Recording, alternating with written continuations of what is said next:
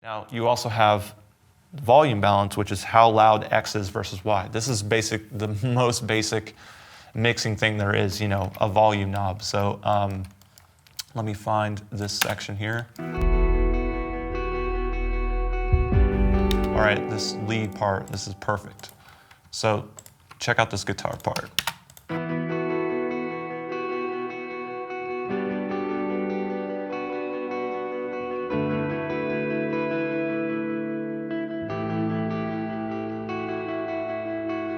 So if I remove like these two elements,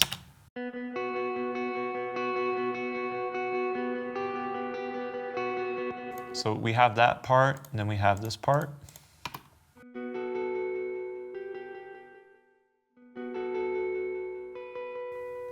And then we have this part.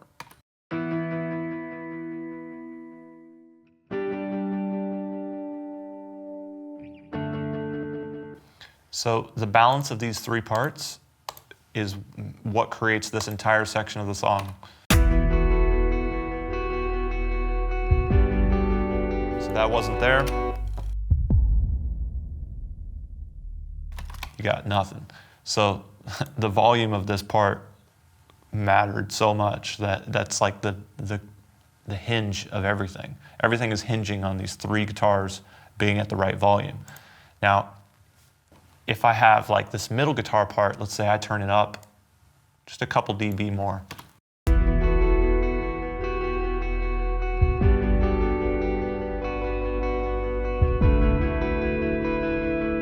You notice some of those higher harmony notes are now a little too loud. I could take the chords, turn those up a little more.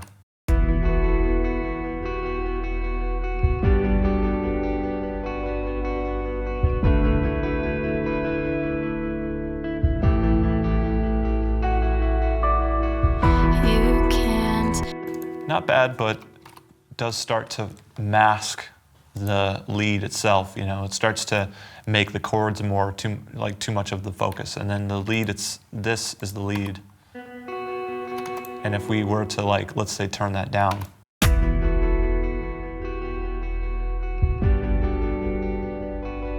It's kind of hard to focus on what's happening there. So basically, you know, if you have a dynamic and complex song like this, you know, you do have to learn, you know, what does it take to get these things balanced properly.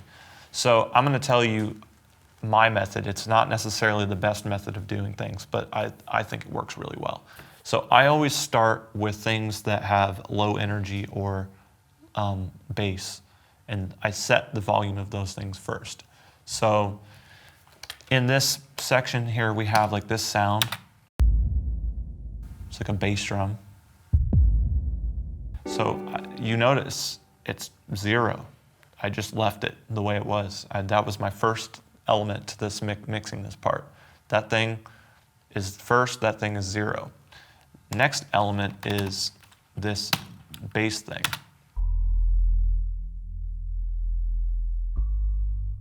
I know that might be hard to hear for the people that are streaming, but I tried to get those two things at the right level first. And I compared those to the most exciting moments, you know, so if like this moment compared to this moment. So I made sure that like going from there to there wasn't going to be a drastic change. It still needed to dive down because the song gets softer, but the balance was, let's make this still audible enough to where it's, you know, it's not too low. It gets softer, but it still stays competitive with the rest of the song and the other areas in the song. So then, after I had those two things set, the only element that was left was the guitar. So with the guitar, I started with the rhythm track, and I would set the level of that rhythm track in comparison to those bass things. So here it's off.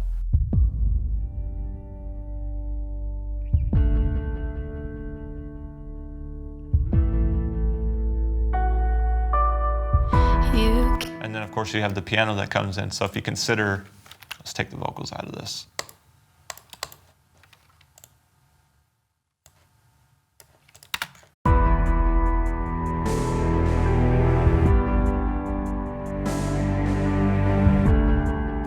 make sure that it's still audible even when those other elements come in. So you could do it, it depends on the part obviously, but you could do it to where, you know, the beginning is maybe the beginning needs to be a different volume than the second half. It depends, you know, it could be an automation thing. It could be a situation where during this section it is loud enough, but then when you add in like the strings and the piano,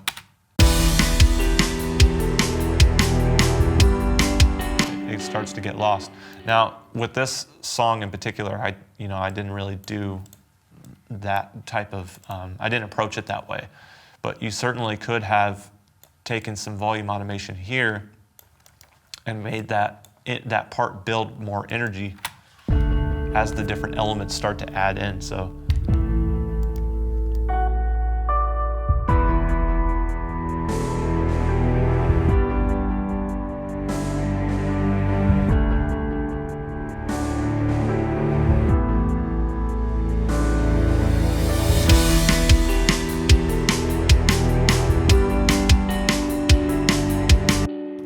Cool. And then the second thing, the next element that I would approach would be the second guitar part. And I would just balance that against the original, but keep everything playing back, because no one's ever going to hear this soloed, so you want to always play back every element.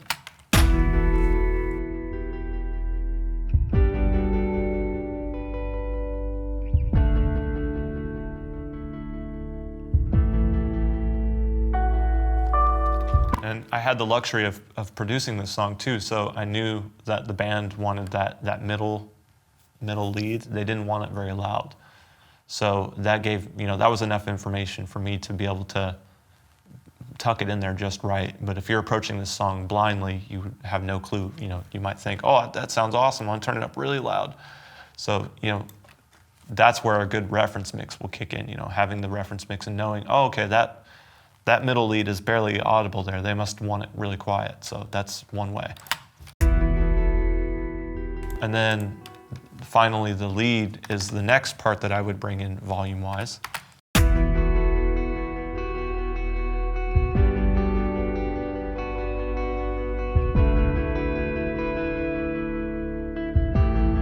Now, going back a little bit to EQ, we can set the levels of this stuff all day long, but the tonal shift might have to change because as you turn the volume up, you're also raising the bass, you're raising the noise floor, you're raising the high end, everything is going up like this. There might be moments where you need it to not be as loud, but you still need it to be more audible in certain frequency ranges, and so that's where you're going to bring in your EQ. So I have two EQ adjustments here that just add a little bit more mid-range and a little bit more high-end.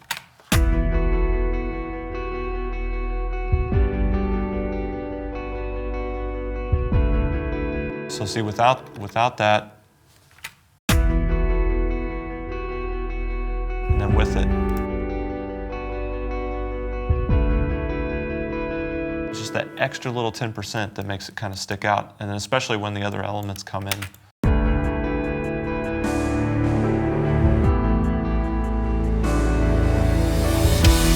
So notice how it completely disappeared when I turned the EQ off?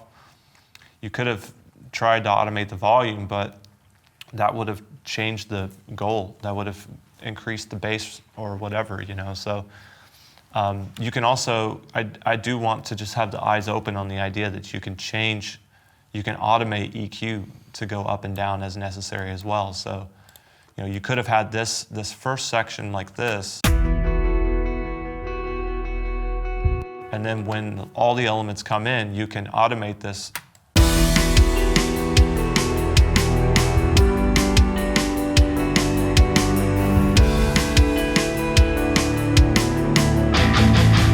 But that would sound weird if it was left. It's way too powerful. So it just, everything is kind of moving and creating, you're creating a blend by moving a lot of things around. And you need to use, like all these things, I think work together to create the final balance that you know as a good mix. So Yeah, I guess that pretty much wraps that part up on balance. I know there's some other balances that we'll talk about later, like spatial balance, and but that really kind of deserves its own section. So, is there any questions on this so far? How often would you go to automating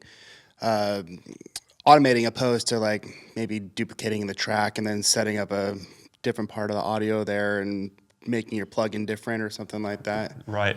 So I like to keep my projects fairly simple in terms of automation, because it can get, if you have lots and lots of layers of automation, it can start to get really hard to manipulate and to, what I like to say, maintain.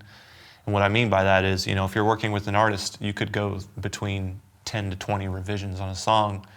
And if you're working with automation, within all of that, it can become a great mess. So I will create copies of things and try to keep it to where there's only 1 or 2 tracks of automation for every track. So if there's a goal that I have in mind that I want to accomplish and it's going to require me to change 3 or 4 things, I'll put it in a new track.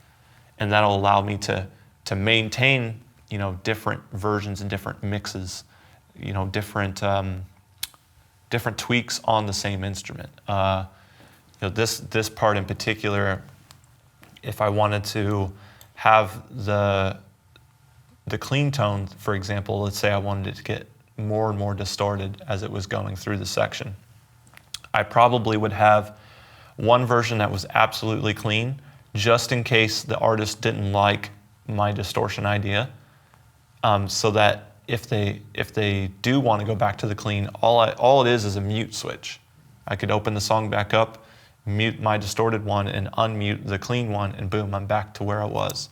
And I think it's important to be mindful of doing things like that so that you don't put yourself in a situation that is basically hard to back out of. So I try to keep it open-ended to where, if the person is requesting one thing, it's not going to be too difficult for me to do. I want to keep my options open and make it easy to support the song. Sure. So we did have one question in regards to tonal balance, and this is something that always comes up regarding low end. How did you train yourself to treat your low end properly, and are there any pitfalls one should avoid when learning to acquire the talent of proper low end balancing? So I think it really is an issue of just ear training and listening to productions and mixes that are well done and being able to acquire almost like a taste for it, like to know when is too much bass, and you kind of just know that by listening to music. You have to also keep an open mind on the kind of music that you listen to. I know there's a lot of people that they'll say, "Oh, I don't like rap, so I'm just not going to listen to it." But I think if you get into doing this professionally and you want to be really good at mixing, you have to be open-minded to listen to rap and know what is that? Like, what kind of mix do they expect? What is the expectation of rap? What is the expectation of metal? A metal song might have way more mid-range than a rap song. And those audiences expect those types of balances, right? You might have a drum and bass where the bass is a lot louder than the drums, or the drums are a lot louder than the bass, and that's kind of the expectation of that style of music. And so when you're working on that style of music, you got to mix that way. It's not always, there's not a one-trick path to doing this. And I think it's knowing, like I said earlier with the 3 things we had, knowing the job that you're doing, knowing the person you're working for, and then knowing the song that you're working on. If you have a good expectation of those 3 things and a good knowledge of what the person is asking of you, then you can work towards those goals.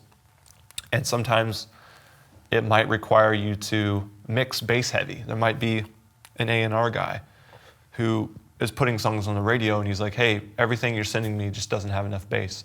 But you've never had anyone say that to you before. Well, the expectation of these mixes now is to have more bass. So you might have to figure out, okay, what kind of tonal balances do I need to do? What kind of saturation do I need to do? What kind of EQ do I need to do to get my mix to be more bassy, but not too bassy, you know?